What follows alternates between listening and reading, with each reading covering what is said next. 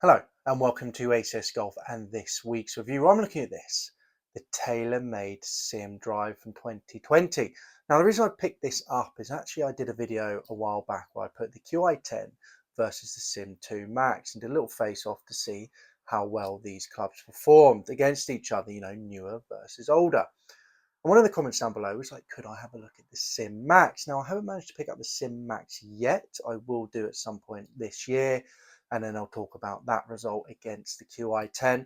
However, at the moment, I thought I'd get this Sim. Saw it online, thought I'd pick it up and give this a go. So this is the low spin bomber from Taylormade. You have that heavyweight at the front there, movable as well, so you can put it into a fade or a draw setting.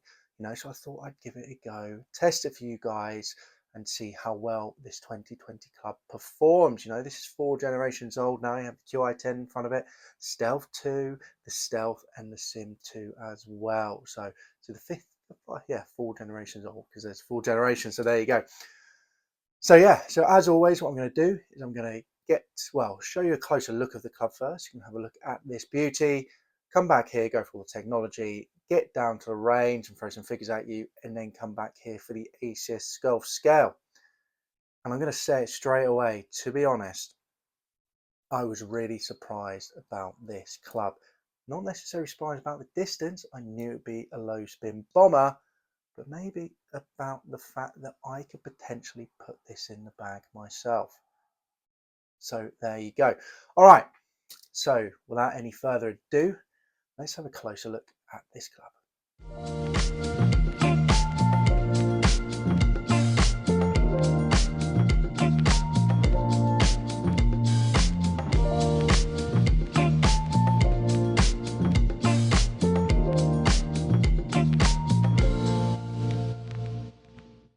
So there you go. I think it's a gorgeous looking club. I love that shape. Sort of the better player shape, so it's a little bit more squat, not so elongated at the back. Definitely a shape I really prefer. Maybe not necessarily the shape of driver I should be going for, but definitely a shape that I do prefer looking down at that ball. Much more compact. I mean, for example, I'm testing the new Cleveland launcher and just look at the size difference of these two clubs. They're both 460cc, but the way this has been set out just makes it look so much bigger when it really isn't. I mean, it looks titanic behind the ball when this looks nice and compact, so much prefer this shape. Also think this is aged a little bit better than the Sim 2 personally, because this year everything's a lot darker theme, so QI10's dark blue, etc. While the Sim 2 had that quite sort of bright, light blue. With this, you don't really have that sort of features on it, so it looks very, very good.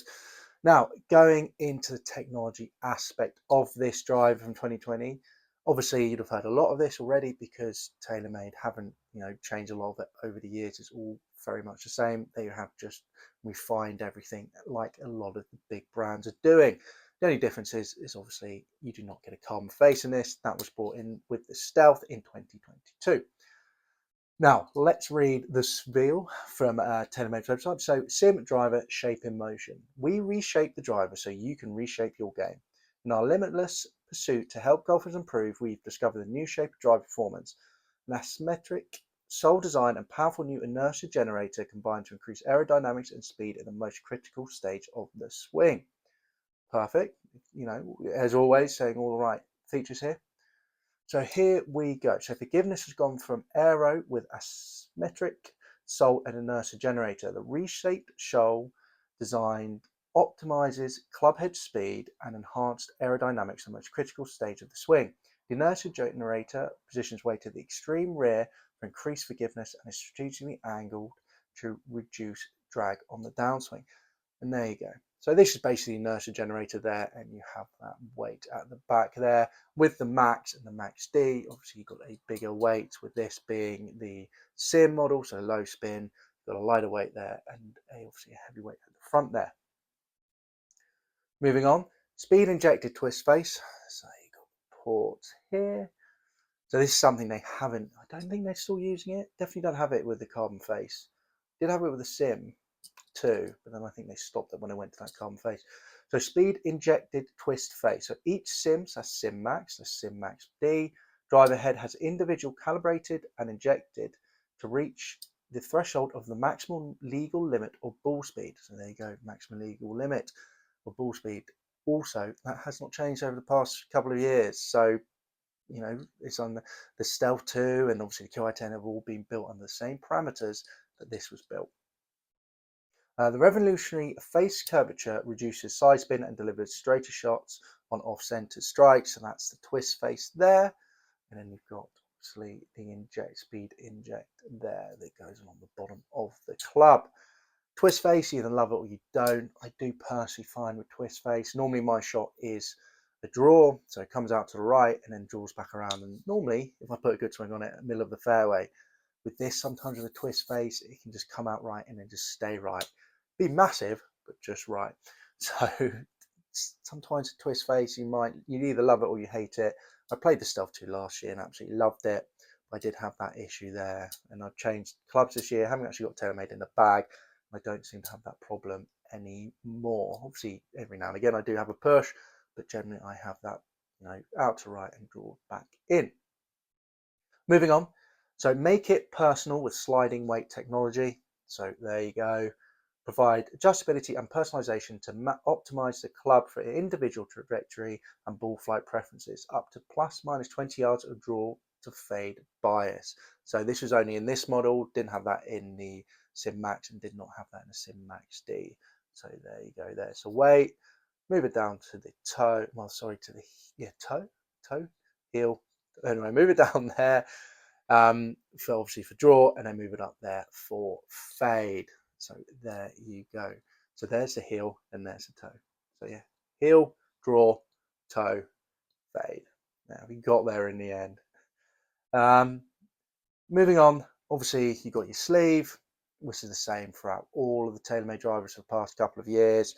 So you can adjust it basically to 2 or minus degrees. So with this 9-degree head, you can put it up by 2 degrees, so 11 degrees, or you can bring it down to 7 degrees. Personally with me, because I know this is a low spin head, and also I tend to loft my clubs up anyway to help with launch, I did test this at 11 degrees.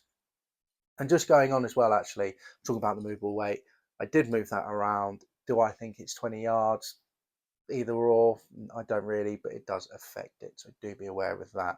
Now, personally, if I was going to game this, like I said, it did shoot out right, I'd probably fill around with it even more and keep it in that draw setting, maybe to get that ball to shape and to come back around, like it does with my dark speed, which I'm currently using.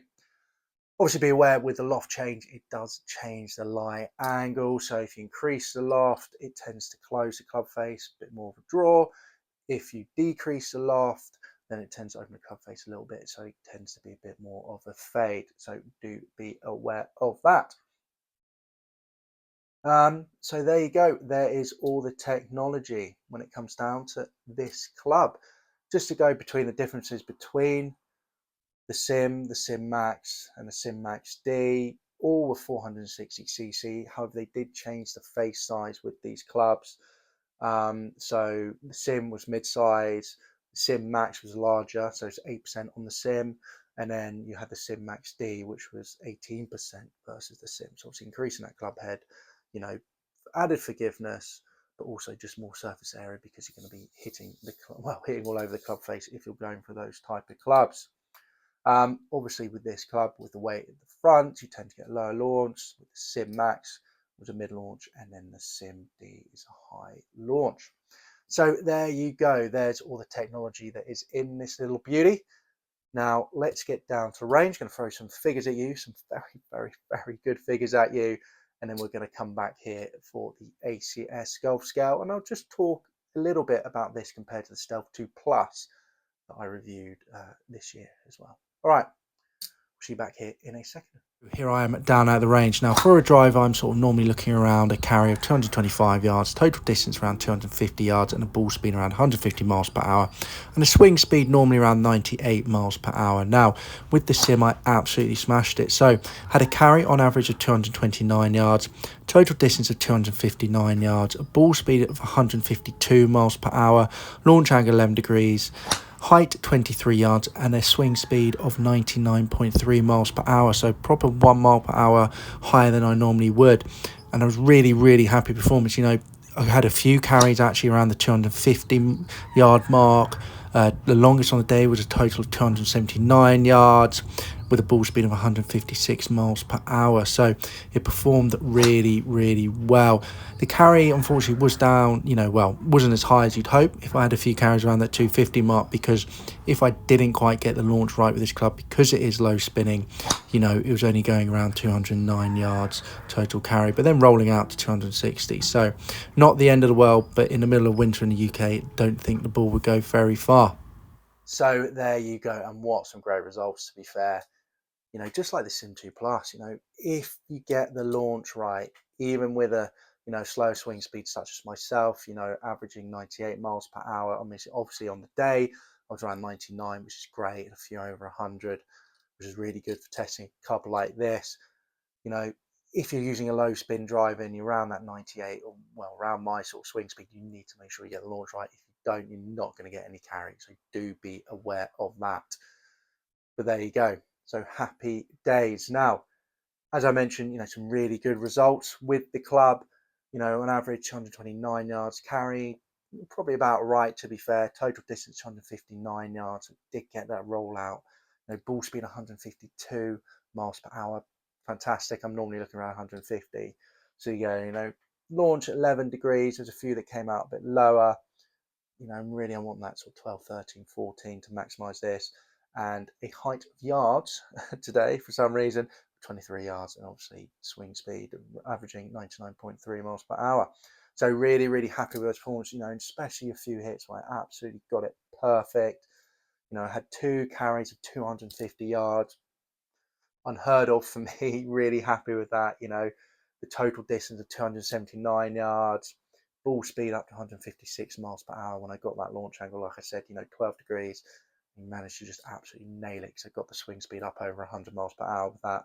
Not the quickest swing, not the quickest speed, ball speeds of the day. Actually, the quickest was 158. I managed to get this. So again, really, really happy with that. Really good driver. Now, let's get into the ACS golf scale. So remember, we've got distance, feel, looks, price, and forgiveness. 5 being the worst, 5 being the best, 5 being the best, 1 being the worst. Haven't done that for a while. Always managed to slip it in. 5 being the best, 1 being the worst. All right. Okay, so straight into distance. So as I mentioned, I've hit 279, quite a few over that 270 mark. Twice I hit carry 250. On average 259 yards total distance, carry on average 229 yards. And I'll explain why that wasn't really a little bit higher in a second. Ball speed 152 miles per hour on average. This thing is an absolute beast. So it has to go a 5 out of 5 when it comes down to distance. I just can't not give it a 5 out of 5. It's by far one of the longest, if not the longest club that I ever tested. And I remember Peter Finch, who's a big YouTuber. I'm sure a lot of you guys watching this will know him. He was taking out new drivers, I think it was last year or the year before, you know, and he actually had this potentially to put in the bag because it is such a monster. It really is. So there you go, just shows you how good it is. He was considering putting it in a bag when I think it was 2 years old. So, and he has access to all the brand new clubs and probably, likes to play all the brand new clubs. So there you go. So 5 out of 5, amazing. Feel 3.5 out of 5. I think it felt really good, felt really nice. You could generally tell where you had your off hits. But yeah, just generally a really nice feeling club. Looks, I've given it a 4 out of 5. I think it's a good looking club. Not a 5 out of 5. Personally for me, I'm a little bit colour in my drivers. Um, and in that inertia generator there's a little bit sticky out. And I'm not too sure about this white. You get a few sky marks on that, and that is showing straight off the bat. But 4 out of 5, it is a good looking club. Moving on to forgiveness. So forgiveness is a bit of a difficult one. So remember, I'm looking at forgiveness of this for how forgiving the driver is when it comes down to miss hits off the face. I'm not really looking at the low spin aspect of it, because when it comes down to it, this is a low spin driver. So if you don't have the launch angle, or you don't have the swing speed, you're not going to get good numbers with this because you're just not going to get it in the air. You might have a good rollout, but let's be honest, in the summer, in the UK, great.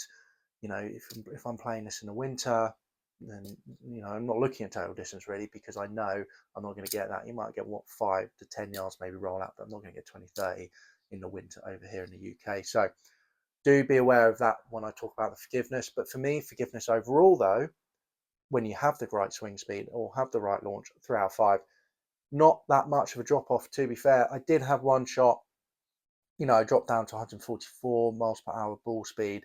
Really right up the top of the face, came up at a launch angle of 15, really sort of ballooned to 32 yards in height as well, which is the longest on the day. 144 miles per hour, as I mentioned, but I still managed to get 244 yards total distance and still managed to get carried 227 yards, which is pretty much on the carry average. So really happy with that forgiveness there, to be fair, for what this club is. So definitely 3 out of 5 for it. You won't be disappointed, especially if if you're looking at this, you are going to be one of the better sort of players. If you really need maximum forgiveness, you'd look at the Max Sim, or you look at the Max Sim D. On to price. Now, price, I've given it a 4 out of 5. So on eBay over here in the UK, you're looking around. I've seen them go for £150, around $185. I've seen them go for £104, $130. Again, £114, about $142, £107. I saw that, so $130. So I think if you can get this under £150, I think it's an absolute great option out there. So that's why I'm giving it 4 out of 5, because this is one of the longest driving. I tested the Stealth 2 Plus, which is last year's model. I tested some really long drivers. I tested the Aerojet LS as well, the last one model from Cobra last year, and this is by far probably one of the longest drivers I've done. Maybe I haven't hit the longest drive with it, but when it comes to carry and consistency, it really is. So 4 out of 5 for price. I think it's a really good option out there. Don't get me wrong, if you're looking at Golf Bidder, so secondhand market over here in the UK, so secondhand shop, I'd say it's around 170. Well, starts £179. So you're looking around then $220. And then you're sort of, well, hold on, they've got that's the same price as the Aerojet LS, which is 2023. And it's sort of, and then we've got a Callaway Epic Max LS as well, which is sort of 2021. So there are newer options out there, but I'm not necessarily saying they're better. I definitely personally think this is better than the Aerojet LS from Cobra last year. I really do. Testing both of them, I would put this in the bag over that one. Now, just quickly, let's talk about this against the Taylormade Stealth 2 Plus. So last year's model and my findings, and I'll have a quick discussion if I'm going to put it in the bag, potentially. So with the Taylormade Stealth 2 Plus, same thing, gave it 5 out of 5. So distance, very similar. So, but again, maybe this pipping it, not too sure. But if I look back at the figures, maybe I could tell you. But 5 out of 5. So both similar, feel similar. The only difference I would really say between this and the Stealth 2 Plus is the fact that the Stealth 2 Plus has a little bit more forgiveness in it. It definitely does. So that's one thing that Taylormade have been doing over the years, and not necessarily increasing the distance. I really don't think you can, because of obviously the caveats and obviously the rules and regulations. They can't increase it. The rules and regulations have been there for years. I really feel when Taylormade sort of released the M2, they're sort of at the maximum they could be for that ball speed. However, they have definitely increased the forgiveness, only slightly, but they have over the years. So that's the only difference I would say is between this, the Sim, and Stealth 2 Plus from last year, is the forgiveness aspect of it. The fact that the Stealth 2 Plus, I gave it 3.5, there is a little bit more forgiveness in there. Now, would I put this in the bag? I had the same issue with the Stealth 2 Plus. I took the Stealth 2 Plus out actually and didn't quite get the performance, so I didn't. And the issue I have with this is the low spin. On this day, 99 miles per hour average, great. Am I going to be doing that in the middle of winter in the UK? Probably not. So maybe I use it in the summer. Who knows? But the issue I have with it and these low spin drivers, if you don't get the launch right, had a carry of 209 yards. That's not great. Another carry of 200, which brought down those averages. That's what I'm saying. Those averages really came down. So I didn't get a launch angle right. And I don't have the swing speed to necessarily get the spin up to get it in the air. You know, another one of 215 yards, or two on 215 yards carry, another one 216 yards carry. So it's the carries the issue that I have with this club. If I don't put a good swing in it in the middle of summer, it should be absolutely fine. As long as I hit the fairway, then it'll just keep on going. But in the middle of winter, I'm just not going to get the carry that I need to get some good distance out there. And then you're sort of looking at why don't I hit a hybrid, or why don't I hit my fairway wood off the tee, why I am getting that carry distance. So definitely potentially might go in the bag, just because it's definitely longer than my dark speed. It really is. But just because of that low spin, I'm not too sure. But I think what I'm going to have to do is I'm definitely going to have to take it out of the course at some point and give it a proper go, because it is an amazing club. So there you go. All right, guys. Now I hope you enjoyed my review of the Taylormade Sim from 2020. You know, do comment down below if you tried this driver. You know, if you have, what are your thoughts about it? Obviously, give this video a like as well if you enjoyed it, and do remember to subscribe to the ACS Golf YouTube channel. Nearly forgot what I was on then, but yeah, ACS Golf YouTube channel. Remember to hit that subscription button and that bell icon, so you do not miss out on weekly reviews such as this, and also bonus reviews as well. As I mentioned, you know, brand new clubs. I do reviews of brand new clubs as well, because that Cleveland XL Launcher 2 is a brand new club. And you'll see the channel. There's lots of brand new clubs on there as well. So anyway, all right, guys. Now I hope you enjoyed the video, and I'll catch you soon for the next ACS YouTube video. All right, see you then.